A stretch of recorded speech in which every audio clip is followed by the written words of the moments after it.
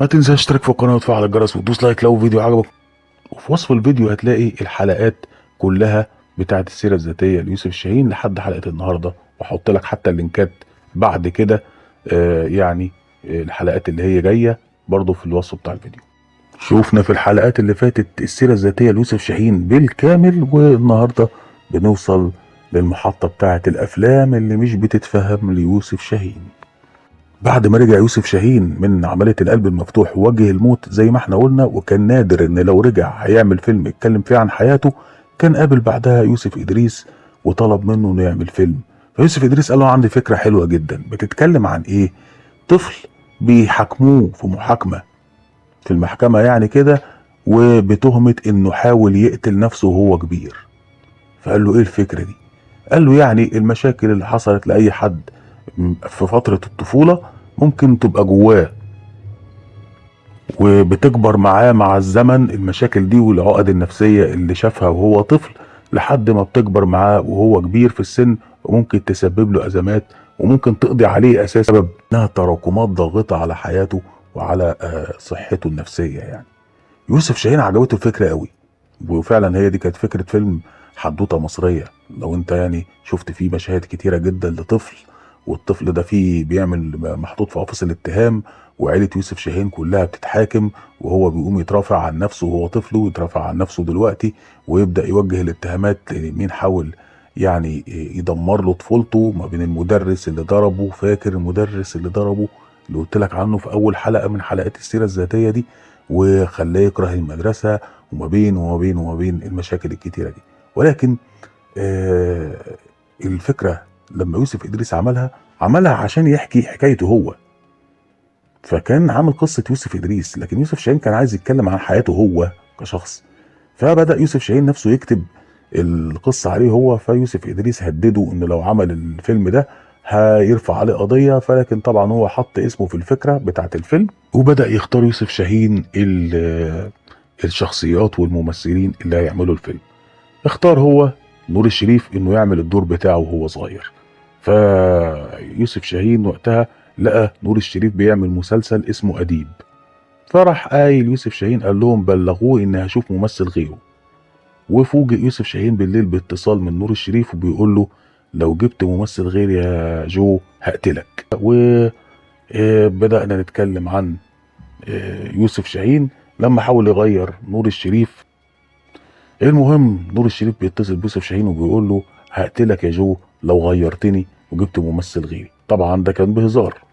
انا بعد ما كل الفتره دي كلها يا يوسف او يا جو استنى اشتغل معاك، ويوم ما نتفق تبقى عايز تغيرني؟ شاهين طبعا ضحكت وقلت له خلاص انت اللي هتلعب الدور. وكان ممثل عظيم انا بموت فيه بصراحه. وفعلا رشحت نور للدور، وبعد كده نور الشريف اترشح لجائزة كبيرة جدا في مهرجان البندقية عن الدور اللي عمله عني. ونور الشريف بالمناسبة هو اللي رشح محمد منير انه يعمل الدور بتاع مهدي صديق البطل، ويعني عمل الأغنية الجميلة جدا بتاعت الفيلم. يوسف شاهين بيقول انا ما كنتش شايف بقى واحدة تعمل الدور بتاع بطلة الفيلم غير يسرا، فما كانش ليها بديل خالص، فبعت لها الفيلم فراحت رافضة الفيلم. بسألها ليه، اتصلت بيها قلت لها مالك في ايه؟ قالت لي انا مش فاهمة اي حاجة خالص وخايفة من الدور.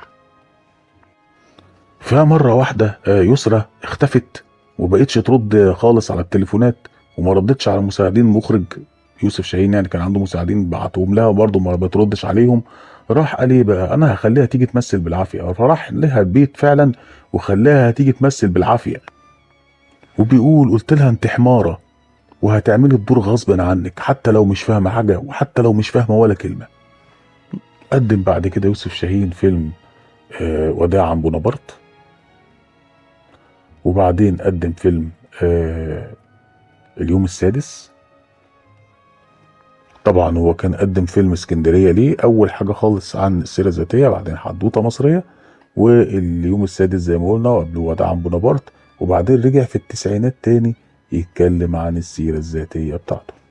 وفيلم اسكندرية كمان وكمان ده اتكلم فيه عن قضية القانون رقم 103 اللي هو بتاع الترشيح للنقابات الفنية، اتكلمنا عنه مرتين، مرة في الحلقة اللي شرحنا فيها فيلم اسكندرية كمان وكمان، ومرة في حلقة إضراب الفنانين أو إضراب تحية كاريوكا وامتناعها عن الأكل واعتصامها في نقابة المهن الفنية أو المهن التمثيلية. سيب لك لينكات الحلقات دي في وصف الفيديو.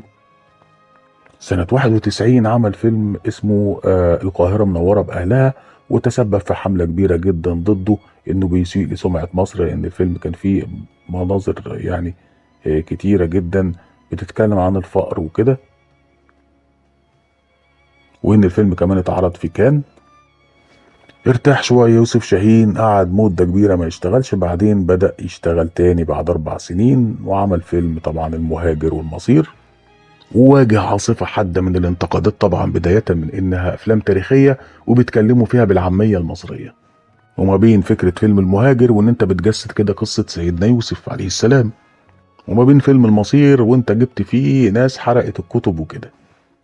ويدخل يوسف شاهين بعدها يعمل افلام زي اسكندرية نيويورك، يرجع تاني للسيرة الذاتية بتاعته واسكت هنصور، ومجموعة افلام كتير جدا لحد ما نوصل لفيلم هي فوضى.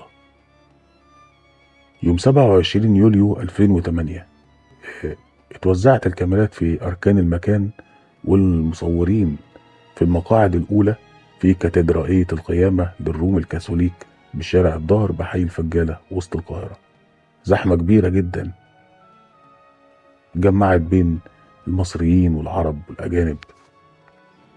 ازدادت حركة الناس مع وصول جثمان ملفوف بعلم مصر يحمله عدد من تلامذة يوسف شاهين الأوفياء، يرتفع صوتهم وهم يعني بيودعوا المخرج يوسف شاهين. تبدأ صلاة الجنازة اللي استمرت ساعة كاملة. خرج بعدها المشيعون باتجاه الإسكندرية لينام يوسف شاهين بقية الظهر في البلد المحبوب بجوار أخيه ألفريد ووالده وسط مقابر الأسرة في مقابر الروم الكاثوليك، وأمام المقبرة اللي كان عليها شاهد باسم يوسف أديب شاهين. تختلط أصوات النحيب أو الزعل على يوسف شاهين وهما بيقولوا الوداع يا جو يا حبيب ملايين، وهتافات مصريين مصريين بنحبك يا شاهين. وبيتوفى يوسف شاهين ويدفن في المقابر، ومكتوب على قبره لا يهمني اسمك، لا يهمني عنوانك، لا يهمني لونك ولا ميلادك، مكانك يهمني الإنسان ولو ملوش عنوان، يوسف أديب شاهين. ده اللي كان مكتوب على مقبرته. دي كانت آخر محطات حياة يوسف شاهين وآخر مشهد في حياة يوسف شاهين. دلوقتي احنا وصلنا للحلقة الأخرانية من السيرة الذاتية الحقيقية ليوسف شاهين. هتلاقي كل اللينكات موجودة في وصف الفيديو. تنسى اشترك في القناة وتفعل الجرس وتدوس لايك لو الفيديو عجبك، وانتظرنا في الحلقات الجاية.